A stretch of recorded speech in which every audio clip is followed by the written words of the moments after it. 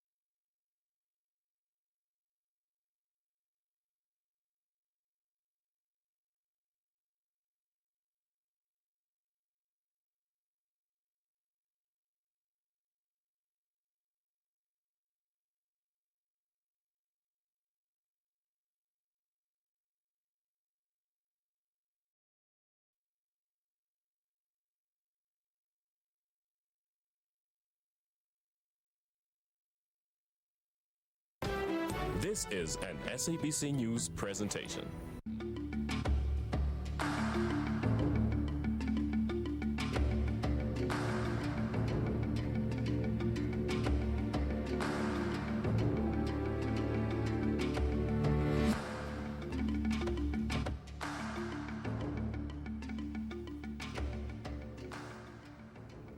Goeienaand en baie welkom by Fokus. Ek is Lenet Francis. Ons stel vanaand ondersoek in na die werwing van jong Suid-Afrikaners deur terreurorganisasies soos die Islamitiese Staat beweging.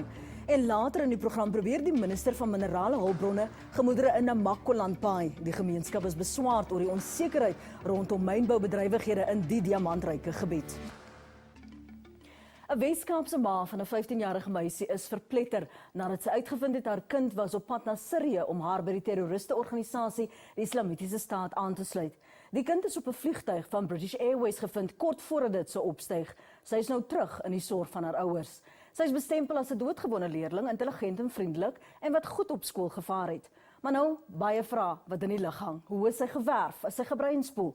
Hoeveel ander jong Suid-Afrikaners is in die werwer se vizier? Weet die jong mense wat op hulle wag?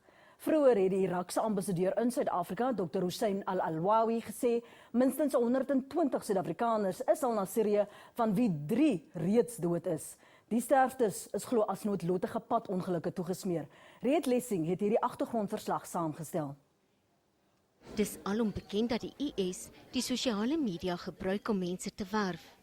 Jong mense wat die terreurorganisasie verromantiseer, is die kwesbaarste. Kenners in Brittanje meen dat die IS 'n popstatus onder jong mense het. Jong kinders trou omdat meisies of vroue nie alleen mag wees nie.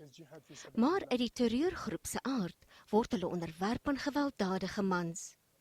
Die SAIK het vroeër in verbinding getree met werwers, van wie een daarop aanspraak maak dat hy 'n 18-jarige Suid-Afrikaner is. Hy het aanbeveel dat die joernalis, wat haar as 'n enkellopende meisie voorgedoen het, eers trou voor sy oorgaan. In die handleiding wat hy saamgestel het, verduidelik hy watter roetes en lugdienste gebruik moet word, sodat die owerhede nie onraad vermoed nie. 'n Ander werwer het aanbeveel dat agente in Brittanje gebruik word. Mense wat beplan om oor te gaan, word voorberei om hulle families permanent agter te laat. What is really happening is they are being groomed. And it's the same way that sexual predators will groom children in an online space if they're able to get access to them. In the same way you groom people who have expressed sympathy for these kind of causes. Diegene wat besef hulle het 'n fout begaan en wil terugkeer na hulle families, word tereggestel. Volgens menseregteorganisasies wat binnekennis het, is meer as 200 buitelandse IS-lede al daarvoor en onder meer vir sigaretrook tereggestel. Die Moslimregsraad sê, verskeie bekommerde ouers wil weet hoe hulle dit moet hanteer wanneer hulle of hulle kinders deur die IS genader word. Die Muslim Judicial Council as leiers van die breë moslimgemeente beklemtoon ons teenkanting teen enige vorme van terrorisme, ons teenkanting teen ISIS en die recruitment van enige lid van die moslimgemeente vir hulle interest. Hulle verteenwoordig nie Islam nie, nog minder Muslims. Our message is very clear to say other parents, let them actually try their level best to look out for certain behaviors that are suspecting because we are all vulnerable, but the country remains safe. Die IS is die rykste terreurorganisasie wat 'n antieke kalifaat in Sirië en Irak wil laat herleef en Sharia-wetgewing instel. Dit sluit die berugte besnydenis in vir meisies en vroue. Mense uit 80 lande het al by die IS aangesluit en wanneer hulle teruggestuur word, is dit met die doel om terreurdade te pleeg. Die IS se kort geskiedenis toon dat dit bestaan uit genadeloose, bloeddorstige sadiste wie se wreedheid geen perke ken nie. By ons in die ateljee om meer lig op die onderwerp te werp is 'n risiko-ontleder verbonde aan die Terrorism Research and Analysis Consortium, Jasmine Opperman, en 'n hoogleraar in Islamkunde en die hoof van die departement religieuse studies aan die Universiteit van Johannesburg, professor Farid Essa. Goeienaand, baie welkom aan albei van julle. Ek wil gou so met u praat, professor. Die Muslim Regsraad het gesê dit druis in wat die IS doen teen die pilare van Islam. Jy het al by geleentheid ook gesê hulle is 'n verleentheid vir dit wat Islam verteenwoordig. Beslis. ISIS, die oorweldigende meerderheid van moslims dwars oor die wêreld, alle vorme van leierskap wat die moslims wel oor beskik, alhoewel ons nie 'n formele instelling het soos byvoorbeeld die Vatikaan of 'n synode nie. Dwars oor die wêreld is daar eensstemmigheid oor die idee dat die metodes wat ISIS volg val buite die perke van Islam en die moslimgemeenskap, die oorweldigende meerderheid, distansieer hulle self van die terrorisme en die lyding wat hulle veroorsaak, nie net ten opsigte van ander moslims nie, maar ook ten opsigte van ander minderheidsgemeenskappe, die Christengemeenskap, die ortodokse gemeenskap, die Shiïtiese moslims, die Zaydis, alle ander gemeenskappe. So daar is eenparigheid in die moslimgemeenskap en distansiering van ISIS en die res van die gemeenskap en van ISIS en Islam as godsdiens en stelsel van reg en van etiek. Die Irakse minister sê daar is al reeds 120 Suid-Afrikaners wat al na Sirië vertrek het. Was ons bewus van hierdie werwing voor hierdie voorval van hierdie 15-jarige? Wel, ek dink dat ambassadeur Alawi 'n bietjie oordryf. Ek dink dat daar is wel, maar dit gaan veel nader na die 10s toe as meer as 100. Onze staatsinligtings was daarvan bewus, intelligensie was daarvan bewus, die moslimgemeenskap was daarvan bewus. Dit is altyd onrusbarend. As dit 1 is of 10 is, en ek dink nie dat ons die fout moet begaan dat ons die probleem onderskat nie. Maar aan die ander kant van die probleem kan ons ook veroorsaak dat ons so op die probleem oordryf en dan 'n hele atmosfeer van hysterie veroorsaak en marginalisering en mense voel dat almal bekyk vir hulle en so aan. So hierdie tipe probleem markeer mening, ontleding wat beide die sosiologiese kondisies van die moslimgemeenskap in Suid-Afrika in oënskou neem en wat eintlik aangaan op die grond. Hoe aktief is hierdie werwers in Suid-Afrika, Jasmine, voor hierdie voorval? Die werwing in Suid-Afrika is so aktief soos enige ander plek in die wêreld. Ons moet onthou, ons sit hier met 'n propagandaveldtog wat geen grense ken nie, wat nie noodwendig fisies teenwoordig hoef te wees in 'n staat ten einde die boodskap oor te dra nie. Soveel as wat ons jeug blootgestel is aan sosiale netwerke, aan Twitter, aan Facebook, net soveel is hulle blootgestel aan daai identiese propaganda wat in Brittanje, Frankryk, België, Kenia, Nigeria hardloop. En dit is baie belangrik om te verstaan. So die blootstelling moet nie gekoppel word aan 'n selnetwerk of aan 'n individu nie. Ek dink nie op hierdie stadium is daar enige aanduidings dat daar 'n georganiseerde, gefokusde recruitment binne Suid-Afrika plaasvind deur mense fisies betrokke nie. Maar ISIS is definitief en het Afrika geprioritiseer as 'n area waarbinne hulle self gaan vestig en uitbrei. Dit kom baie duidelik uit in die onlangse Dabiq tydskrif, hulle propaganda tydskrif uit.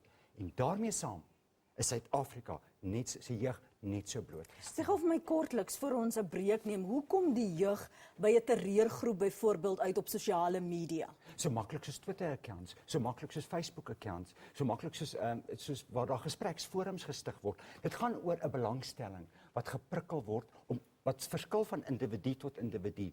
Hierdie belangstelling gaan eers oor in lees, kyk wat aangaan, kyk wat ISIS op die tafel sit.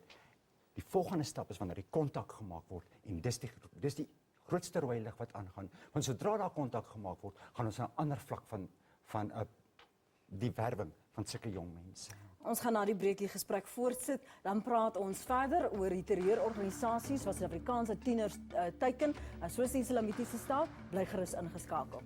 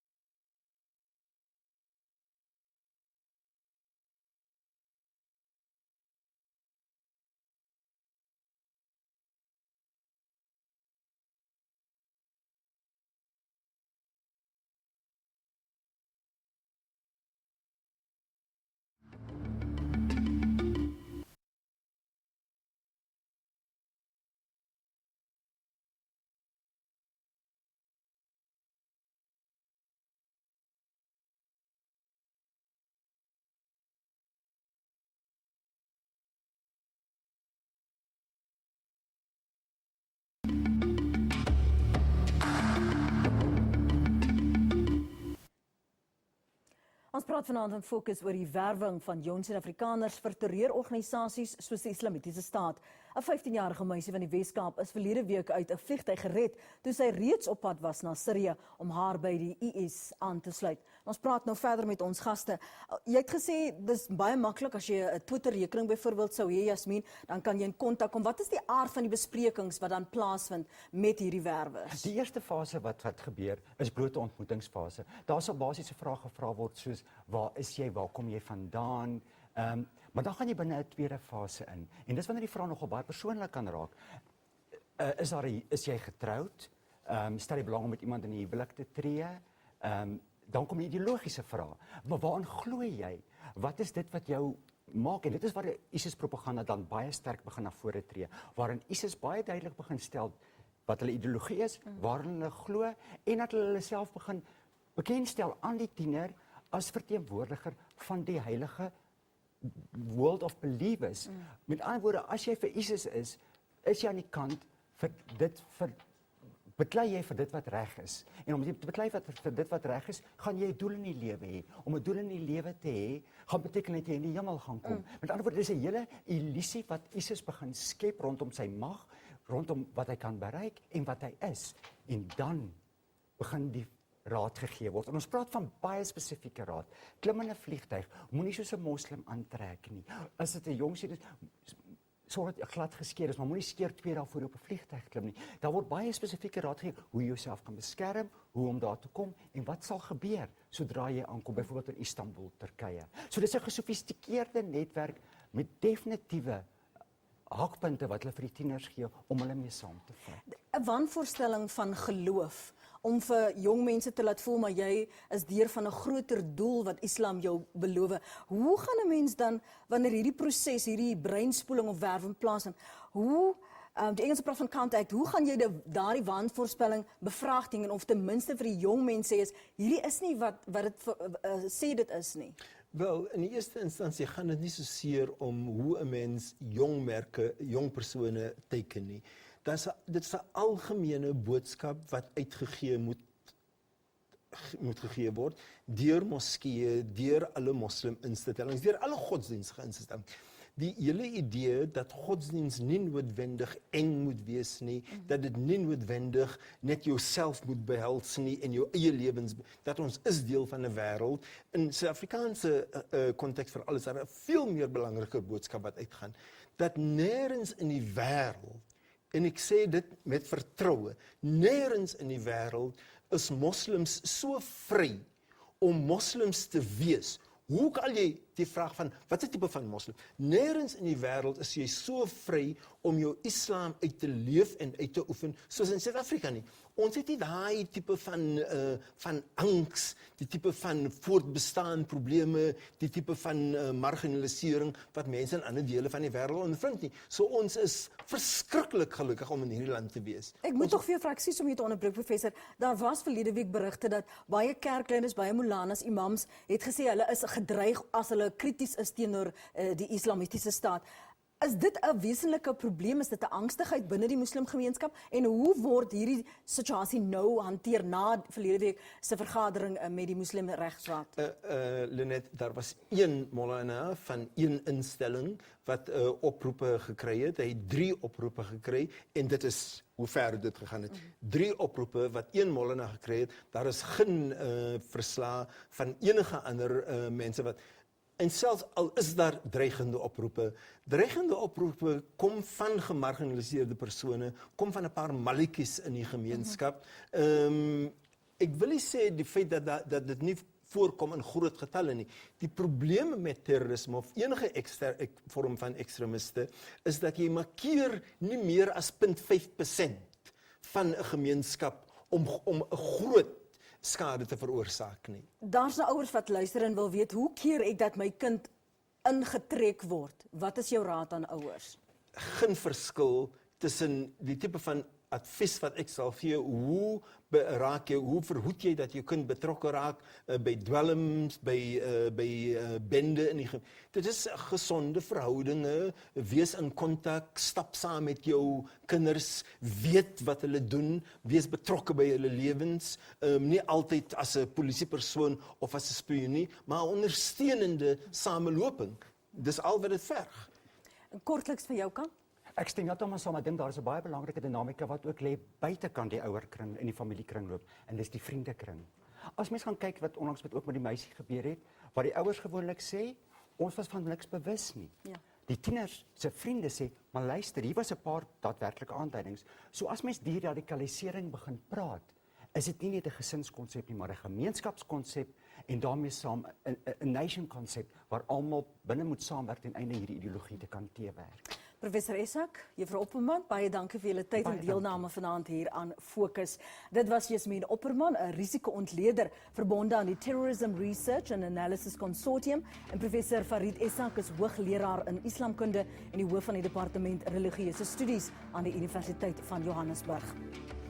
Namaqualanders is omgekrap oor die wyse waarop mynbou in hulle diamantryke omgewing bestuur word. Net hierna hoor ons wat uitgerig is op 'n imbizo met die minister van minerale hulpbronne, die leiers van die gemeenskap.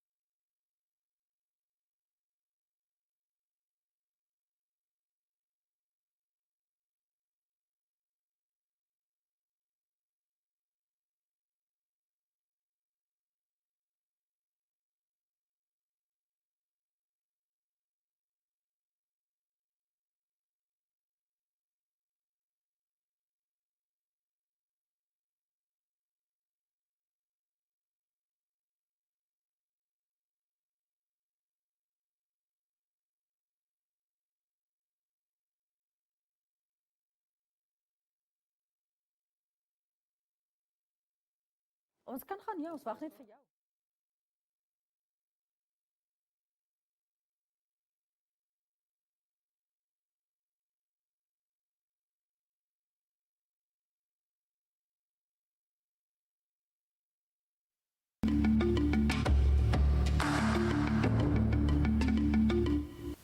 Welkom terug by Fokus. Die toekoms van mynbou in die diamantryke Namaqualand, 'n gebied wat berig is vir gevaarlike onwettige mynbedrywighede, is die afgelope week op 'n hoë vlak Indaba uitgetrap.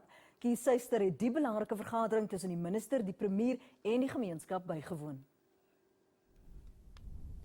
22 Mei 2012 sal nog lank deur gemeenskappe hier in Namaqualand onthou word, want dit was die dag toe 10 sogenaamde onwettige diamantdelwers 'n lewens hier by die Bontokom myn verloor het.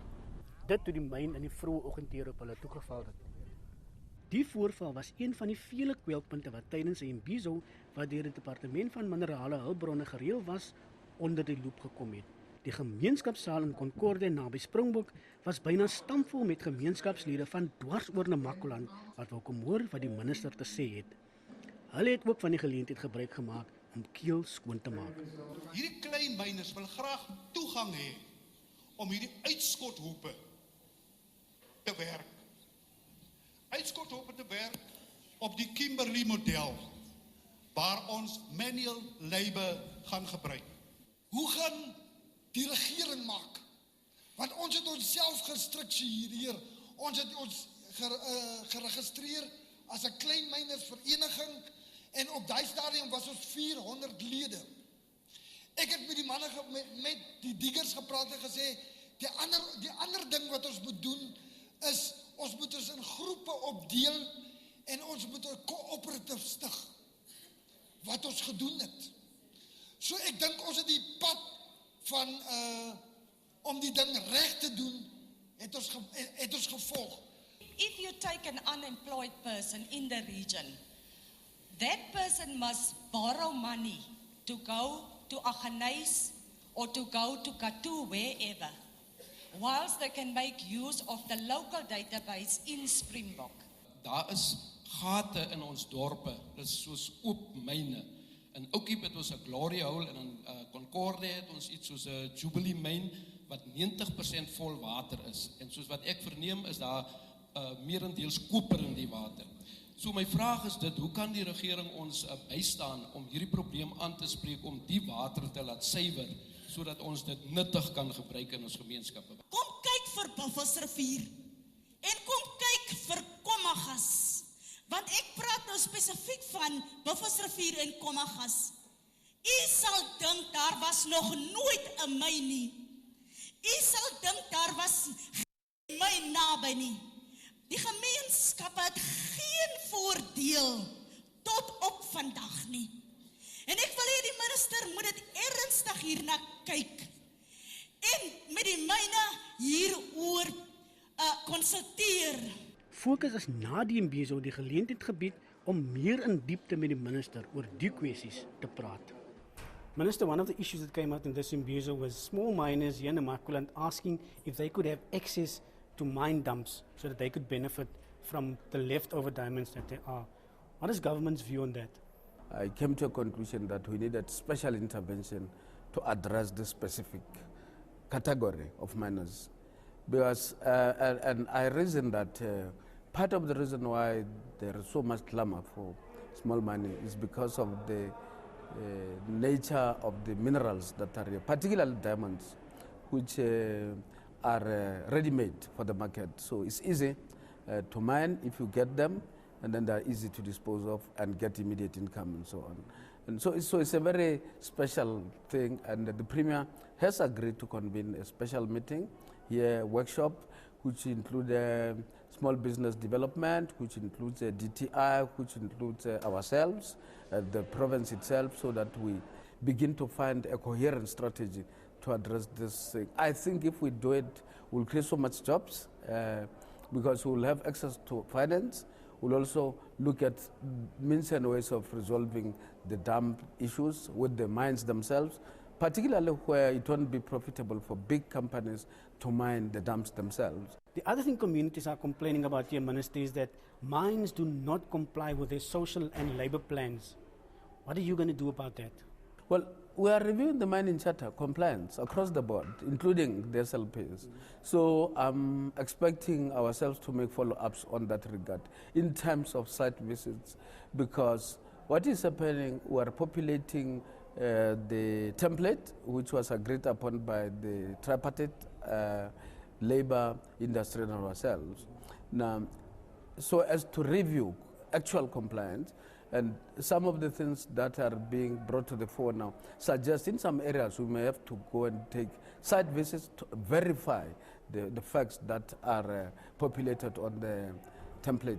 So there will be follow-ups. Well, they also say that the mining charter is not followed. We've got instruments at our disposal. One of them is constant inspection of the mines themselves, inspection of the areas where mining is taking place, which is anticipatory.